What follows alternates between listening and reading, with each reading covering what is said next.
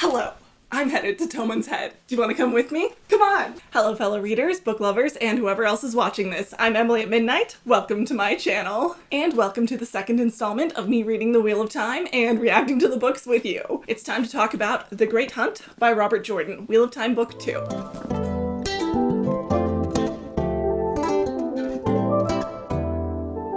Did I make the first installment 6 months ago? Yes.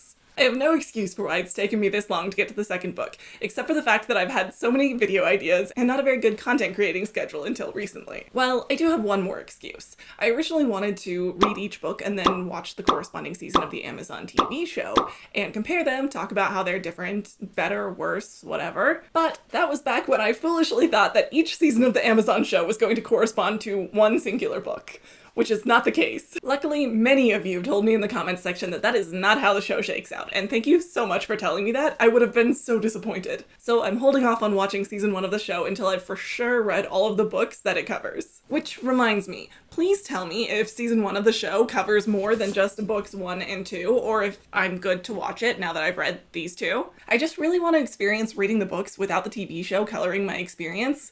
But I also really want to watch the TV show, you know? Okay, I also want to say a quick note about the Wheel of Time fandom. If you're already in the fandom, you know this already. But if you're not, you just need to know that the Wheel of Time fandom is filled with the best people on the planet. I am 100% serious about this. I have never been welcomed with more open arms by any group of people on this planet. I told you that I go to JordanCon for my work. I remember the first JordanCon that I went to, I hadn't read a single book, and everyone was like so happy to have me there. You know, they were like, cool, come learn what a tinker is. Let's talk about which Aja you fit in. And I was like, why? Like, thank you. But like, so unexpected and just so lovely. And that has been consistent. Last year when I went to JordanCon after only having read one book, everyone was still so excited, even more excited, obviously, that I'd started to read the books. But it was so lovely. And then when I released my video, everyone was so kind in the comments. I have not had that positive of a reaction to any of my videos ever, except for that one. And I just want to say thank you to the Wheel of Time fandom for being such cool people. And I want to tell people watching this, you should read Wheel of Time or join the fandom because this is where the good people are at. Okay, let's get to the book, but before we do, I want to set expectations really quickly. In discussing the first book, I went into a lot of depth and discussed the book at length, kind of laid out the entire plot and did a deep dive. I did this because I wasn't too worried about giving spoilers for that book, since most people that I know who are mildly interested in the series have already read the first book, but they might be going through the series a little bit more slowly, like I am, so I don't want to spoil it for people who have only read the first book, and because of that, I'm going to go a little bit lighter on the details, and I'm going to talk about my major thoughts and reactions to the book without going into too great of detail and spoiler territory. And if you've noticed that this video is shorter than my first video, that's why. Okay, let's dive into the book. Wheel of Time Book 2, The Great Hunt. Ooh. Where did the last book leave us? Well, they had just finished going to the Eye of the World and finding some of the Forsaken, which is what they call the super OP and either undead or immortal servants of the Dark One. Then Rand fought with the Dark One with the power of the Eye of the World, and they all discovered that one of the 7 seals that binds the Dark One had been broken. Along with the seal, they found the Horn of Valier, which is one of the items that has to be at the last battle, according to prophecy. But it also calls warriors of past ages to the aid of whoever blows it. Then our crew left the Blight and returned to the wall city on the borderlands of the Blight called Faldara. Also, at the end of the last book, and after discovering that he can channel the One Power, Rand decides that he needs to go off on his own, where he can't hurt anyone that he loves by channeling the One Power and going mad, as men who channel do. He also needs to get away from the Aes Sedai to avoid being gentled, which is their euphemism for cutting a man off from the one true power. And every man who's been gentled has died, often by their own hand. So we left the last book thinking that Rand is just gonna walk off into the night and live as a hermit and never see his friends or the Two Rivers ever again. But much more realistically, this book starts a few weeks after that and Rand is still dragging his feet about leaving his friends behind and living a life of solitude. At first, I was confused by this. You know, he made some pretty solid resolutions at the end of the last book about how he was gonna leave everyone he knows behind to protect them from himself. Like, yeah, maybe realize that leaving will help everyone, or at least make them better off without you. But when push comes to shove, does it really hurt to stay a few more days? And then maybe a few more days? And then that becomes a few more days? You know, it was kind of relatable. Actually, at the end of the book, they included an interview with Robert Jordan where they asked him what his inspiration for this book was. And he explained that the whole inspiration for the story came from living around rural folk and trying to think about what would actually happen if a wizard showed up and told them that they're the chosen one. In his words, they would say, "Oh, sure, have another drink on me," and then slip out the back. And viewing the series through that lens really helped me get it, you know? Rand literally spends this whole book knowing but denying. Deny, right? We learned in the last book that he wasn't born in the Two Rivers, but was rescued by his parents and then raised there, though they didn't birth him. And he spends the entire last book and most of this one denying the fact that his father isn't his birth father. And after facing 𝘼𝙧𝙩𝙚, the Dark One, face to face at the end of the last book, he still spends the majority of this book trying to convince himself and everyone else that he is not the Dragon Reborn, which is the title for the Chosen One. Chosen for good or ill is yet to be determined. But before we get further into this book, I really want to talk about the tone and voice of this book. I can't concretely put my finger on it, but there's something about this book, something about the way that it's written that is particularly infatuating to me. The way that they talk about the Aes Sedai, that title itself, the way they talk about magic, the storytelling. I'm struggling to pinpoint exactly what I mean, but he's written this book and the one before it in such a way that I feel nostalgia for it. It feels like a classic tale that I've always known, despite the fact that I've just started reading it this last year. I think a good part of it has to do with the way that he pulls on familiar tropes like prophecies and ancient good and evil, the hero's journey, and mentor characters. He's even used things like ties to older languages to give this book an old feel. He based a lot of the naming of people and things in this book off of Arabic. Words like the true name of the Dark One being Shaitan, and having an ethnic group called the Aiel. And a lot of other names just sound like it, like Aes Sedai. So a lot of these people and groups and creatures sound familiar, like you've heard it before, and that makes it feel more tactile. And while he's not drawing on common magical creatures or things like wizards, he's making his own thing, but he did it in such a way that makes it feel ancient and familiar, and makes reading these books so enchanting. Okay, and I mentioned prophecies, right? Well, this book starts off with a prophecy as a sort of an epigraph, and it's sick AF. I'm gonna read part of it to you. "Yet one shall be born to face the shadow, born once more as he was born before, and shall be born again, time without end. The dragon shall be reborn, and there shall be wailing and gnashing of teeth at his rebirth. In sackcloth and ashes shall he clothe his people, and he shall break the world again by his coming, tearing apart all ties that bind. Like the unfettered dawn shall he blind us and burn us, yet shall the dragon reborn confront the shadow at the last battle, and his blood shall give us the light. Let tears flow, O ye people of the world. Weep for your salvation." Weep for your salvation sounds so cool. But secondly, that was the most biblically worded prophecy I have read in a fantasy book. That was straight bars from the Bible, and I think that's such a fascinating way to approach a book like this. It's like I was saying, he pulls ideas and phrases from things that are familiar, but uses them in his own way and in his own story. But by doing so, he pulls that connection and nostalgia into it, and I'm fascinated. Now, getting into the book, let's talk about Moiraine. If you remember from the last book, she's an Aes Sedai. She's the very first Aes Sedai that our crew meets, so we don't have a lot of context for her and where she fits in with other Aes Sedai. We basically just knew that she seemed to have Rand and his friends' best interest at heart. Well, in this book, we learn that she's actually quite important. First off, we learn that she is potentially one of the most powerful Aes Sedai. Anytime anyone talks about how powerful an Aes Sedai is, they compare them to her.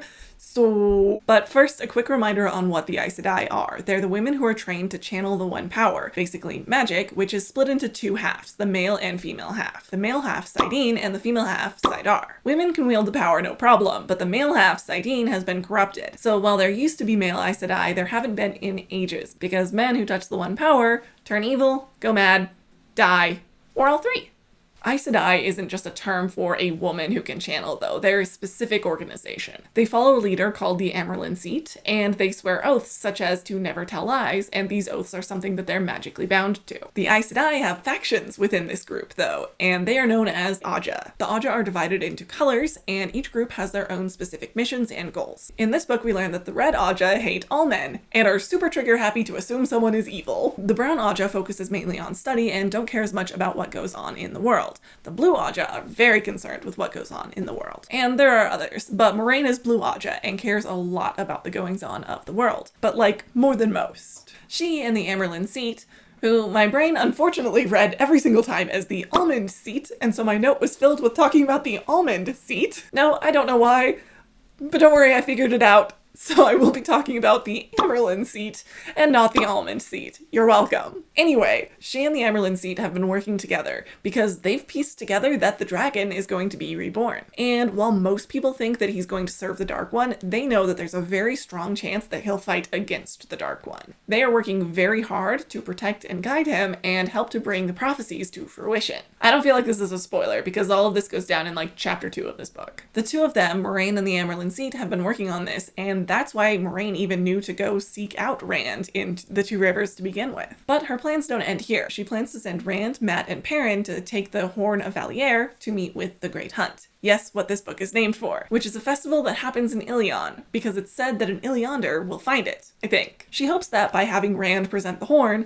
the Ilyanders will follow him as the dragon and he won't have to work to persuade people to follow him, and he won't have to win people over. Unfortunately, Trollocs and Myrrdral attack 𝘼𝙧𝙩 and steal the Horn of Valliere and Mat's dagger. They also break Podon Fane out of the dungeons and bring him with them. If you remember Podon Fane from my first video or the first book, he's the peddler who brought the Trollocs to the Two Rivers originally. He's a dark friend, someone who follows the Dark Lord, and has an uncanny ability and compulsion even to follow Rand wherever he goes. Now, Moiraine had plans with the Amyrlin seat there to use collective power of multiple Aes Sedai to heal Mat of his connection to the cursed dagger from Shadar Logoth that is slowly killing him. But with the dagger stolen, they can't sever the tie. Even with the Amyrlin seat and countless Aes Sedai there, they can't sever it without the dagger physically there. Basically, all they could do is stop him from dying faster now that he's parted from it. But he needs to get that dagger back fast or he won't last long. I thought the items getting stolen was an interesting turn, though, because I'd kind of seen this book as, you know, it was going to be another traveling book, another get this from A to B. That's a lot like book 1.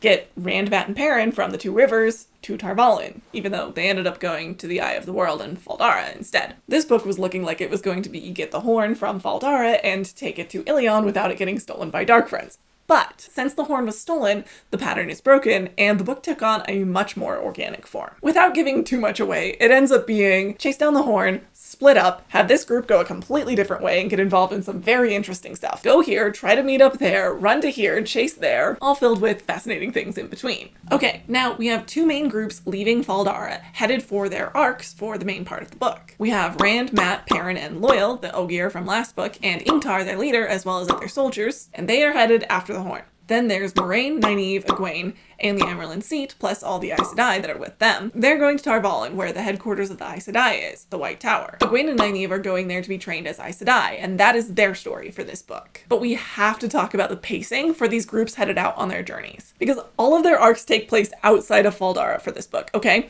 So tell me why it took Rand's group until literally page 163, right here, and then it took Moiraine, Egwene, Nynaeve, their group, till page 205 to leave. Like, that's so many pages in. I know that there were things that needed to happen first, but that just felt a little outrageous. That's 200 pages before our heroes even set foot on their adventures for the book. Again, I know it's book 2 and there was politicking and things that needed to happen in 𝘼𝙧𝙀 before they could leave, but I just didn't feel like the pacing was very good. That wasn't the only time I had issues with pacing in this book, and from what I've heard in the fandom, this isn't going to be the only book that I have that issue with. The other issue that I had with the pacing was about getting to Tar Valon. I spent the first half of the book oscillating between why are things happening so fast and why is it taking so long for anything to happen, and I'll explain why. I don't really have any idea where this story is going, like over the entire series, especially for Egwene and Nynaeve. Basically, all I know about their arcs is that they're going to train to be Aes Sedai. So going to Tar Valon in this book feels like, wow, they're achieving their arc real fast, you know, they're getting going. Getting into it in this book feels really fast when I think about the fact that it's a 14-book series. But that also is their plot for this book. So why did it take till page 321, halfway through the book, to get to Tar Valon? This is leaving. This is getting there. So leaving, getting there. Once we do get there, though, we get to see Nynaeve go through the testing, which would allow her to become an accepted rather than starting as a novice like most Aes Sedai in training, like Egwene, because she has a lot more experience with using the power, even though that's not what she thought she was doing. But let's talk about these tests. she's supposed to experience her 3 greatest fears, one from the past, one from the present, and one from the future. I really liked the present fear. It showed how much she cares and loves the people of Aemon's Field and how much she wants to protect them and feels that responsibility for them since she was their wisdom for so long. The first test, the one about the past, felt a little bit more nebulous though. It was basically just running from a Forsaken, which would be a little scary, I guess. The main thing that kept that one interesting for me is the fact that in each of these trials, she couldn't remember really what she was doing there, what her purpose was, other than one hint that the way out appears once and she needs to go to it. The third one was a little weird to me though. It depicts the life that I think we're meant to believe she wants most. I feel like we kind of just got caught up in creating situations that would be difficult for her to leave and kind of forgot about the fear part. Unless what we're meant to take away from that is that the romance that she supposedly craves is something that she actually deeply fears? Which I strongly doubt, but since every moment where we could be shown the romance gets brushed over, I guess I'll never know. But I guess it was cool to see the testing of will and not just the testing of power that Aes Sedai go through. Unfortunately, that is the majority of the training that we see happen in the White Tower. I get that 4 months of Egwene training and doing chores and going about daily activities wouldn't be the most engaging thing, but we barely even got a glimpse of Egwene's time in the White Tower and how training was going for her. I was frankly very disappointed about this. It kind of felt like the women got put on pause until the rest of the story was ready for them. My camera just died, so if the angle changed, I'm sorry about that. Now, as Rand's group travels, we get to see a lot of places that we didn't see in the last book, and we get to see more world building when it comes to creatures, politics, cultures, etc. And I was quite interested to see some nuance when it comes to Aes Sedai in this world building. From what we saw in the last book, it did seem a bit like any woman who could channel would eventually get funneled into this one singular organization on the entire world. And that really isn't that realistic. But in this book, we get to see how it differs from that a little bit. First, we get to see factions within the one organization, the 𝘼𝙧𝙩𝙚 that I explained earlier. We get to see how not every woman in this one organization has the same perspective or goals. That alone gives the Aes Sedai more depth than we saw from, say, the Bene Gesserit in Dune. The fact that there are these factions politicking within the Aes Sedai organization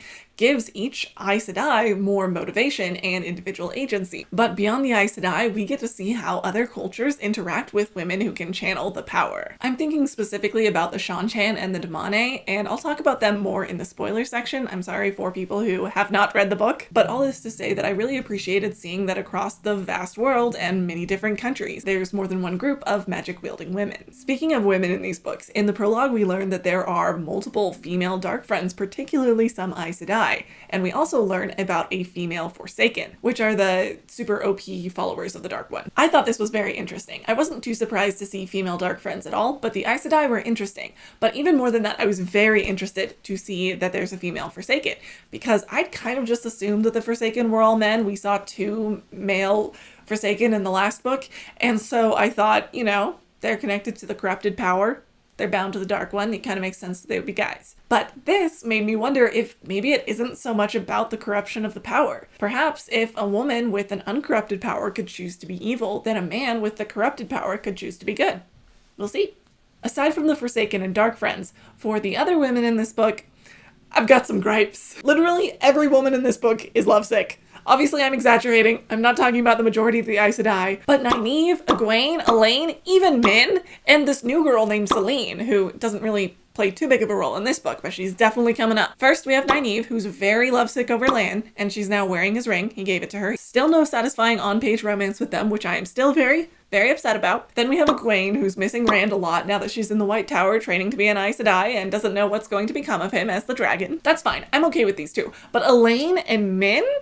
They're both in love with Rand? They have both only met him once! What? What is happening? Like, for example, take Elayne. We get this out of her. I wish Rand were here, Elayne sighed, and when they both looked at her, she blushed and quickly added, well, he does have a sword. I wish we had somebody with a sword. 10 of them. 100. Girl, you don't even know him. You've met him once and then heard your close friend Egwene talk about him. That is not how female friendships work. I am calling cap on that one. Okay, but I will move on from that. Let's talk about the writing in this book. In the last video, I talked about how there were a couple of times that Robert Jordan seemed to introduce the same event twice, but then each time was introducing it as if it was the first time that he talked about that. Many of you in the comments explained that that wasn't an error, but an attempt to make the audience feel how disoriented Mat and Rand were. I will say, once that was explained to me, I did kind of see what he was doing with that, but it didn't exactly land for me. I ended up just feeling more confused while I was reading it. But in this book, I saw something very similar attempted that landed very well for me, so let's talk about it. While following the Dark Friends with the Horn, Rand and co come to a town that has been ransacked by Trollocs, and Rand goes into one of the houses. Once inside, we get blink and see a scene of what happened right before the attack, and then we blink back to Rand, rooted in place in fear.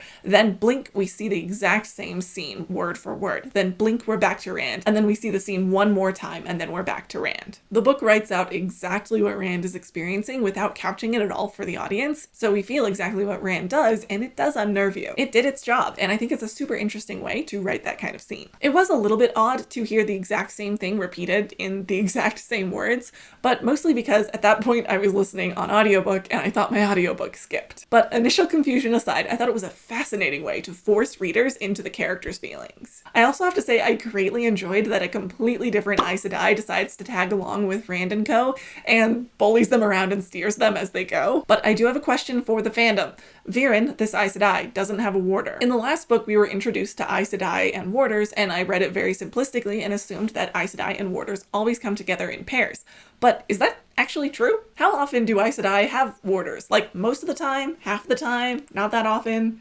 Verin doesn't have one. Is that weird? Or is that normal? Thinking about it now, I can assume that the Red A'ja probably doesn't ever have warders, since warders are always men and they hate all men. But Verin is the Brown A'ja. And so, I don't know, I want to know how common that is. Anyway, as they carry on, Rand, Loial, and a man called Hurin get separated from the group. Things are starting to get interesting. The reason that they get separated from the group is so fascinating, but it's kind of spoilery, so just read the book. But in the meantime, we get a really good line from Rand, and so I want to read it to you. Always something new. Always something I didn't expect. And sometimes it isn't horrible. Classic adventurer's woes.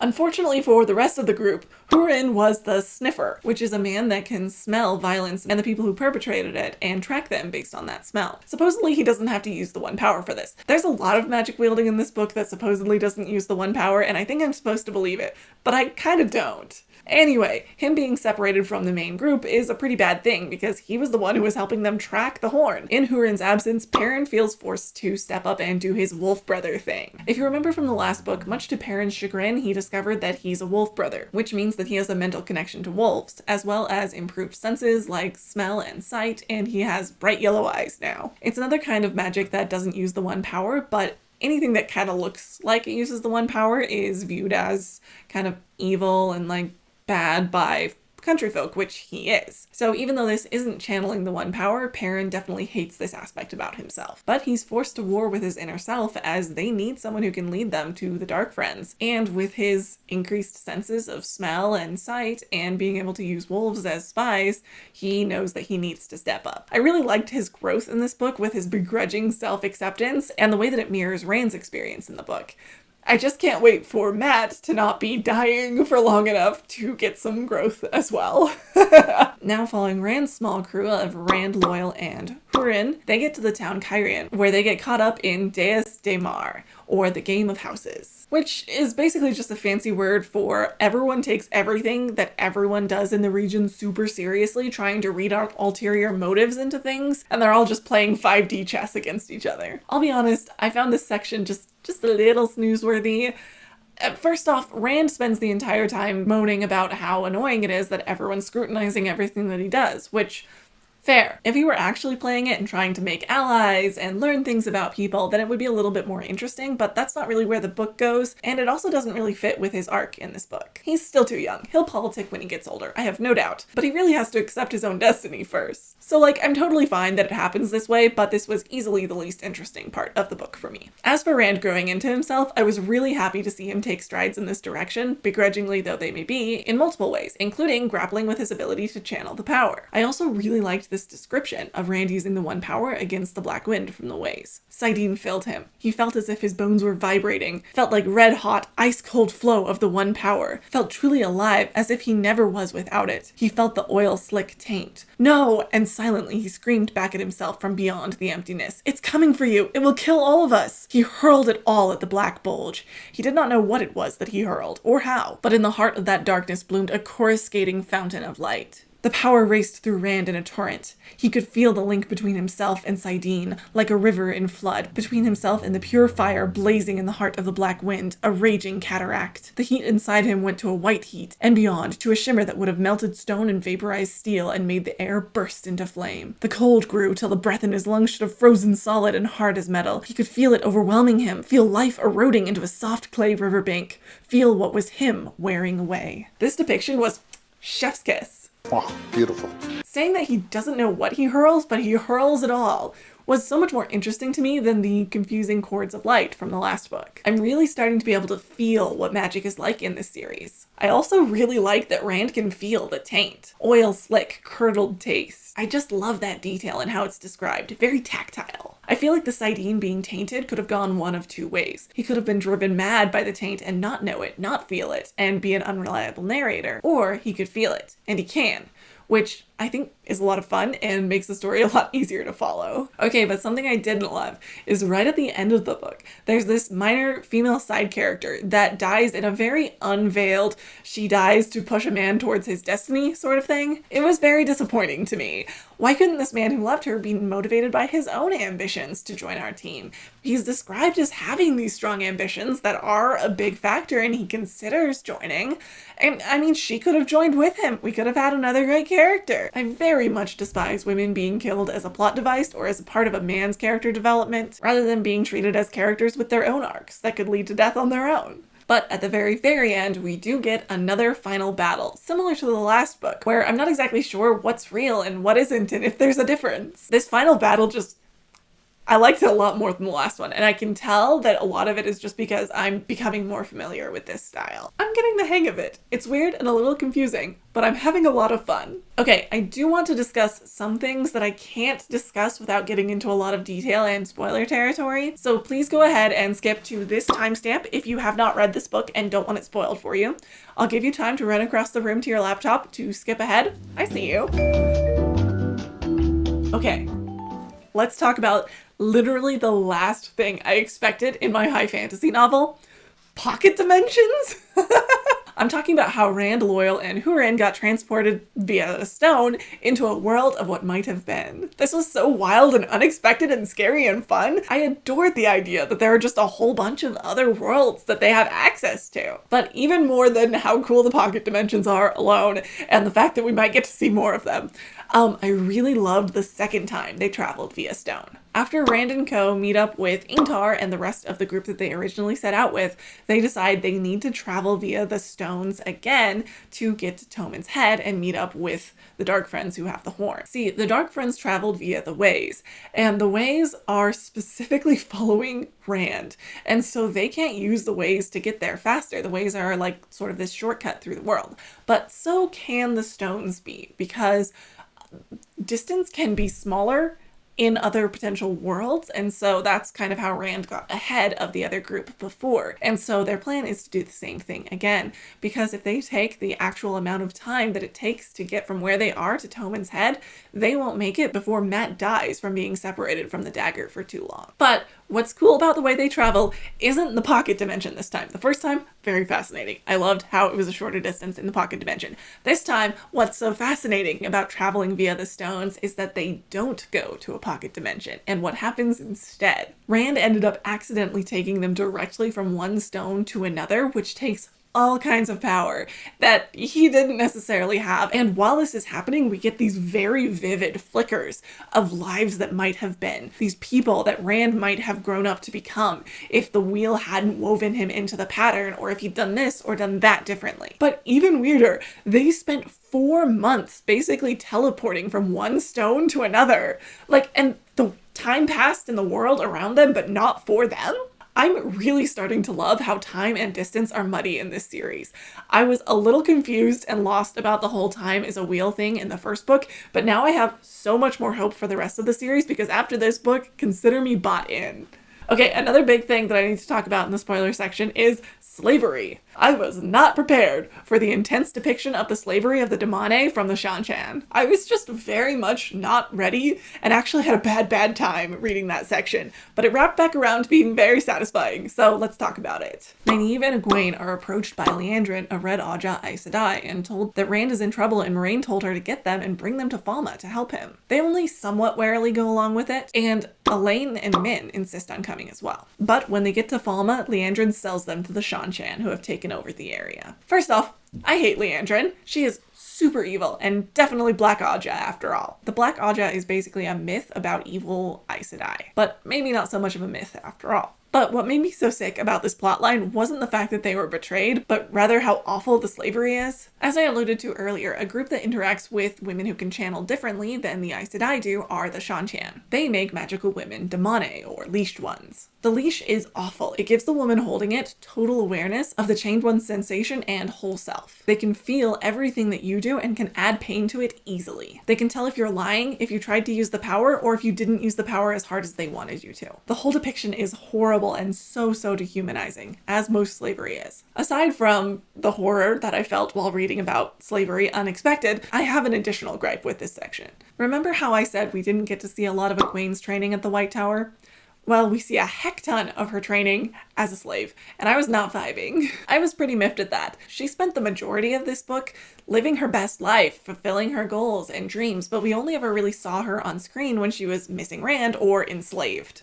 As it turned out, the surprise selling of Nynaeve, Egwene, Elayne, and Min didn't go over quite as well as hoped, luckily, and only Egwene and Min got captured, leaving Nynaeve and Elayne free. Min doesn't actually have power to channel. She was at the White Tower because of her ability to read people's auras, so she doesn't become a 𝘼𝙧𝙚, just Egwene does. Luckily, she runs into Nynaeve and Elayne in the street, and the three of them hatch a brilliant plan and break Egwene out. And in the process, the two women who treated Egwene the worst while holding her leash get the leashes put on them instead. It is such a satisfying end to the arc. Freedom and justice together! Another haunting and satisfying part about this is that we learn that an Aes Sedai originally created the leashes, and she brought one of her sister Aes Sedai with her, leashed, to sell the idea to the Seanchan. She did it seeking power, but in the end, she got leashed as well. May this be a lesson for us all. If we trample others for our own gain, we may just find ourselves trampled as well. Moving on, also, the Horn of Valier gets blown in this book by Mat, and I was so glad that Mat got that moment. I thought it was going to be Rand because we learned that the person who blows the horn will become the master of the horn, and it will only serve them for the rest of their lifetime. Anyone else who blows it will just basically experience what a regular horn does. They'll just hear sound. Which is why I was really glad that it was Mat that ended up blowing the horn instead of Rand at the end of the book. I was really happy to see that there's a way that he's getting woven back into the pattern as something other than dying for the first time in a while. It's really starting to seem like he has a trajectory moving forward. He gets to be the master of the horn, the one who calls forward the ancient soldiers who are going to fight with Rand. And once the horn is sounded, the dead heroes from times past rise undead to answer the call, and I loved how that played out too. They immediately recognize Rand as the dragon, or 𝘼𝙧𝙩𝙚, which is another name for the dragon, and the one that these warriors use to identify him. And when they do recognize him, they bust out teasing Rand like an old friend, in a way that leaves no doubt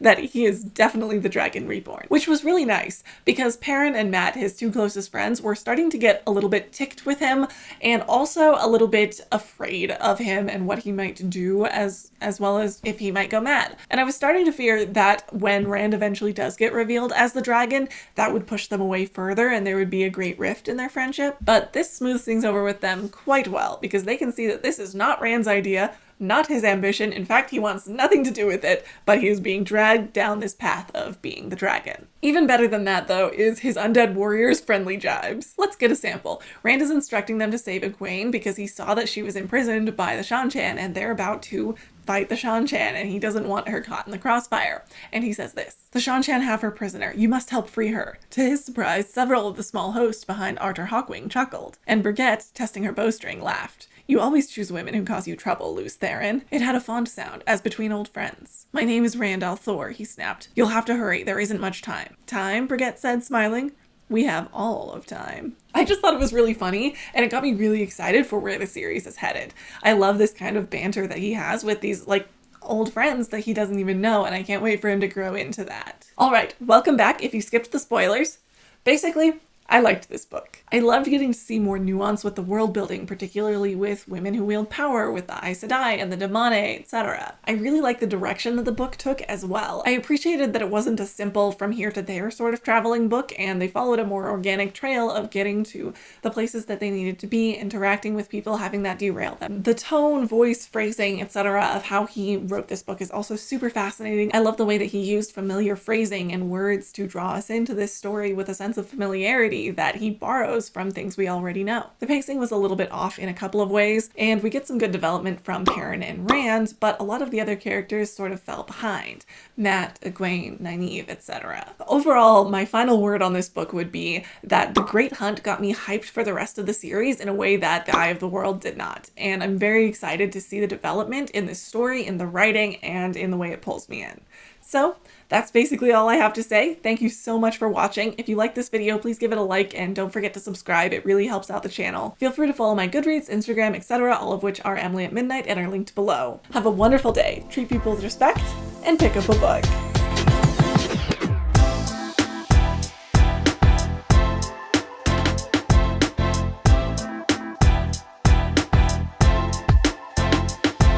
My wonderful fit. Thank you. Thank you. It's very medieval. Definitely time period accurate. No discrepancies.